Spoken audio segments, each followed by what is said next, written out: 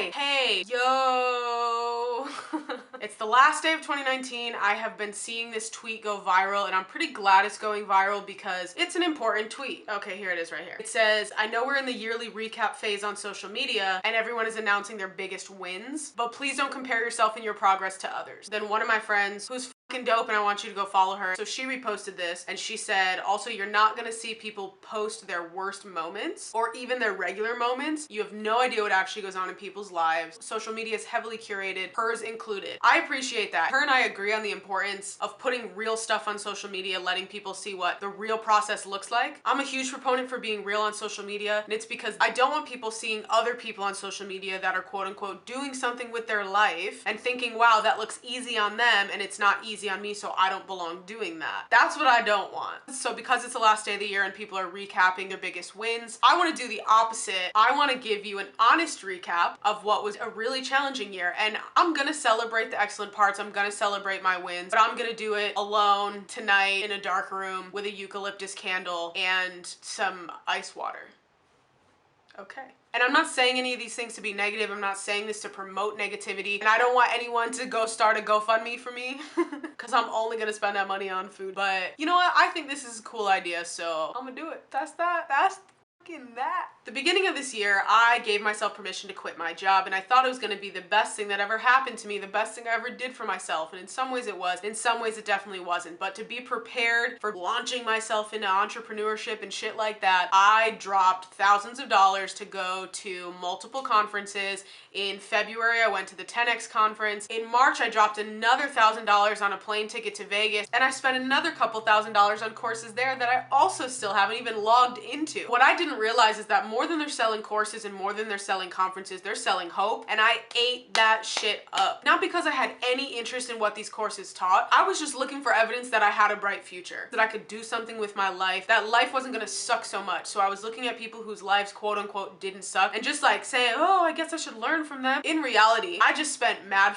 fucking money expecting these conferences and these courses to change me, and they didn't, you know? They got me though, they got me. April 1st, I'm officially done with my job and I'm supposed to be on top of the world. But what was not exciting was 3-4 days into it when reality slapped me in the face. I really expected voluntary unemployment to make me happy, and it actually didn't. That was my first mental breakdown of 2019, not to be confused with my second, third, or fourth, which I will get to. And it showed me that the absence of things you hate does not equal the presence of things you love. And I was like, fuck, ooh, what do we do now? On top of that, I'm a person who really needs community to be okay. And when I quit that job and moved out of that building, I didn't take into account that my whole community was going to evaporate. At that point, I really had one person, my roommate, providing constant community to me. And for me, that's definitely not enough, and that's definitely too much to ask of just one person. So this was a year that was going to be very defined by loneliness, and I really didn't understand that when I quit my job. There were probably like 10 points this year when I was somewhere not feeling good and it would just smack me in the face that like, you have no one to hug. How many hugs have you gotten or given this past week? And like the answer is 0. People say to me like, but you're in a job where you see lots of people and you meet people, and I'm like, I can't hug these people. Realtors don't want to hug me, okay? And if you follow me on Instagram, I know what you're thinking. Why not just hug Joe the broker? Joe the broker is a lovely guy, but we don't hug. By May, I was struggling so bad with the loneliness of things that I booked myself a flight back to Bentley because it just felt safe for me and I had people there. My soul was just fucking empty. I was so fucking lonely and I was so sad and I was so scared because I was getting to the point where I realized like this isn't working, and it really was supposed to, and a lot of people are watching me and I'm watching myself and I don't know what to do now. And that's when I really started telling the truth. That trip was really important to me because I had a friend sit me down and say, the YouTube videos you've put out so far aren't you, and I think your authenticity would go a lot further. That point in time was when I put out the first video that had a lot of honesty in it. So that was May. June, my roommate and I moved into a new place. The first 2 years that I lived here, I lived in a housing situation that definitely messed with my mental health. I lived in a place that was not well insulated and had a lot of big ass fucking cockroaches, termites everywhere, silverfish, centipedes, all this shit, and they were everywhere all the time. I would wake up with them on me and I would have nightmares about them all the time. Even to this day, when I see a bug they're in my dreams. I don't know. I need a counselor. I literally already talked to a counselor about cockroaches and I need to do it again. When I moved into my new place this June, the first day we were here, I found bugs and I was like, fuck bro, like this is gonna start up my mental health shit again. And then one night in June, it's not even a lie, I'm just trying to make some fucking chocolate chip cookies for this homeless guy. I pick up my mixer and a bunch of cockroaches come out of the vents or whatever those things are, and I just like lost it. And actually that exact situation I put on social media. I remember I posted a story about it and it was funny, but I was really struggling with that situation. It was the beginning of a decline in the state of my mental health that defined a good portion of this year. Anyway, halfway through this year, I started working on a project about the Millennial Crisis. I had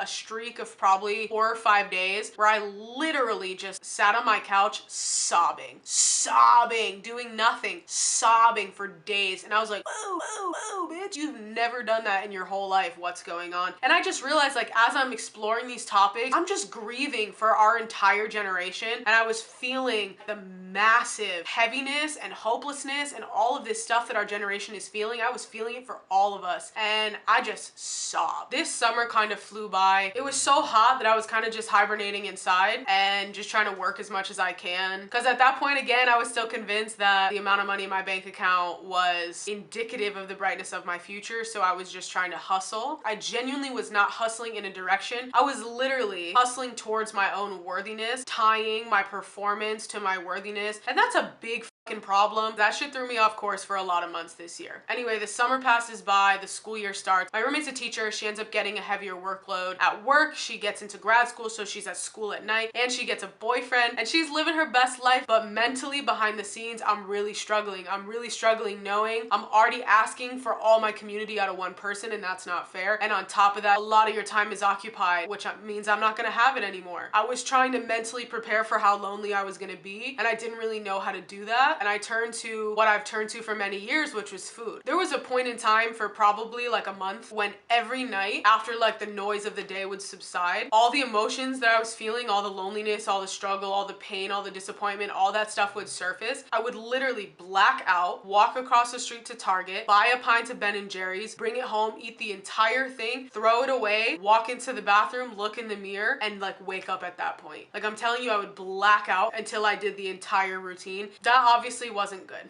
I put this stuff on social media in a way where I didn't express how serious it was. I remember I posted videos about ice cream and they were funny and people laughed at them and I laughed at them and it was great, but at the end of the day, I was still blacking out and downing a pint of Ben & Jerry's every night. There's 4 servings in those shits and I was eating 28 servings of that a week. That's a problem. I want to be both funny and honest, and I'm gonna work to be more of both. Like, I'm obviously hilarious. Obviously, with all the Ben & Jerry's, I'm now gaining weight. I'm struggling with the fact that quitting my job meant I didn't have health insurance, and not having health insurance meant that I couldn't get the treatment I needed to fix an injury I got when I got into a cycling accident years ago. The injury hadn't really flared up until I started trying to better myself, and I was lifting weights, and I'm a strong bitch. I lift heavy, and it wasn't working because it was flaring up my injury. I didn't have health insurance. I couldn't address the injury, which made me more upset and probably made me more Ben & Jerry's. My body was definitely not doing too well, and I definitely wasn't feeling good about how my body was doing. That's not cool. The other thing that really took a nosedive during this point in time was my hygiene. This is the honest kind of stuff that people don't talk about on their social media. Like, no one's ever gonna get on Instagram and be like, guess what, guys? I feel so bad about my life that I decided to go to bed without brushing my teeth or washing my face. Isn't that cute? Not like a nasty bitch, you know what I mean? I'm not. But hell yeah, there were times when I was just like, damn, bro, like, who cares? You don't even have health insurance. What dentist is gonna be mad at you? You can't even afford a dentist to be mad at you. Anyway, September came. My birthday was in September. I decided I was willing to rack up some credit card debt so that I could buy myself what I wanted, which was some IKEA floating shelves. I celebrated my birthday at IKEA. I came home and tried to install the shelves. Didn't work. Up all my walls and my plants are still on the floor. That's a minor issue compared to the other struggles that I'm talking about, but still. October, November, I'm excited for these months. The cold front, I look forward to it all year. This year, it did not happen. This year, I experienced seasonal depression. And what's so wild is that my friend Joey, who you've probably seen all over my social media, he definitely experienced it too, but we had it in the reverse. He struggles with it being cold and dark, and I struggle with it being hot and bright. And it was a struggle because we were sitting next to each other. Like, I'm so happy for me and I'm so upset for you, but can we just like trade days? Like, please, can we just every other or something, like a week at a time and a week at a time? Like, fuck, we're just both sad. But you know, December rolled around, I was excited. Christmas is my favorite holiday, and I didn't buy a Christmas tree because I was trying to be financially responsible. And that hurt me, like that really hurt me. It also never got cold here. And Christmas cheer apparently does not apply in Miami. People here were just as nasty. And I'm not saying all Miami people suck, that's not what I'm saying, but I'm saying those that do did not stop in December for the holidays. Those that do did not adopt a spirit of giving and Christmas cheer. They continued to drive through the puddles and splash you in sewer water. They continued to curse you out for crossing the street when it was your turn to cross the street. And then a study came out that accurately sums up my feelings, and yeah. This year was challenging. I spent all major holidays away from my family. I did not go home for Thanksgiving. I did not go home for Christmas, and I am not going home for New Year's, with the exception of a wild game of Cards Against Humanity that I played with the elderly on Christmas. I was alone for these holidays. It was sad. It was sad, and I had to sit here and I had to say to myself, Hallie, if you don't want to do this again next year, you need to make some changes. I want people to see that there are struggles woven throughout my successes and woven throughout the things that I show. For example, I want people to know that there were 4 months this year that I couldn't pay my rent. Obviously, like, I caught back up and I did pay it, but there were 4 months this year that I couldn't pay my rent, okay? I know that these aren't terrible circumstances. I know that my struggles are small, are tiny compared to the things people are struggling with in the world, but I just want to make sure that I am being socially responsible, mentally, emotionally responsible for anyone who's watching my process, and I want to give a full, complete picture. 2019 was a dope year. It was also a hard year. 2020 is gonna be dope as well. It's also gonna be hard in its own way, and I'm starting to sound like a Pinterest board, so that's annoying to me. I'm annoying myself. I'm gonna stop, but moral of the story is I'm gonna hold myself to the standard of being more transparent and more real about sharing both the successes and the struggles in real time alongside each other. I'm just excited to do that. In conclusion, 2019 was so lit. I'm so badass and I'm so great, and I learned so much and I grew so much. Okay, that's definitely all. It's definitely time for me to go. So thank you for watching. Subscribe to my channel if you wish, and if you don't wish, I hope none of your wishes come true. Bye.